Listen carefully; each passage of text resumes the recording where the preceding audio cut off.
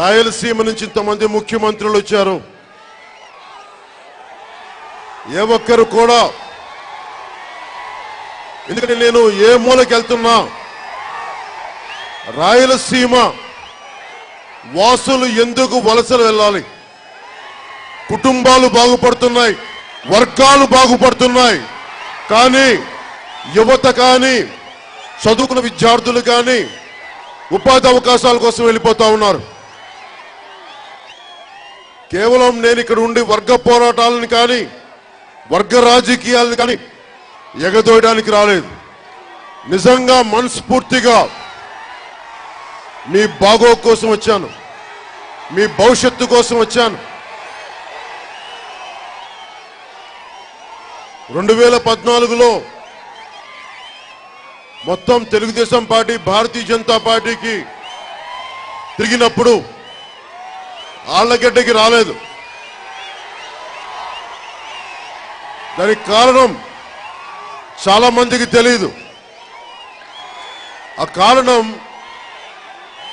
ప్రజారాజ్యం పార్టీలో ఉన్నప్పుడు భూమా నాగిరెడ్డి గారు కీర్తిశేషులు శ్రీమతి శోభా నాగిరెడ్డి గారు అప్పుడు చనిపోవటం వల్ల భూమా నాగిరెడ్డి గారు మన తెలిసిన వాళ్ళకి ఫోన్ చేసి మీరు తెలుగుదేశం పార్టీలో ఉన్నారు, తెలుగుదేశం పార్టీకి సపోర్ట్ చేస్తా ఉన్నారు, 2014లో మీరు వస్తే నా విజయ అవకాశాలు దెబ్బతింటాయంటే నేను ఆ రోజున వైసీపీలో ఉన్నా కానీ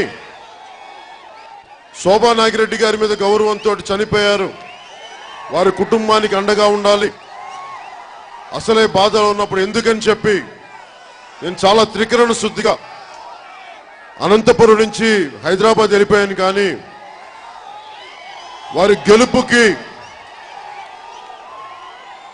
అంటే నా కమిట్మెంట్ ఎలా ఉంటుంది, స్నేహానికి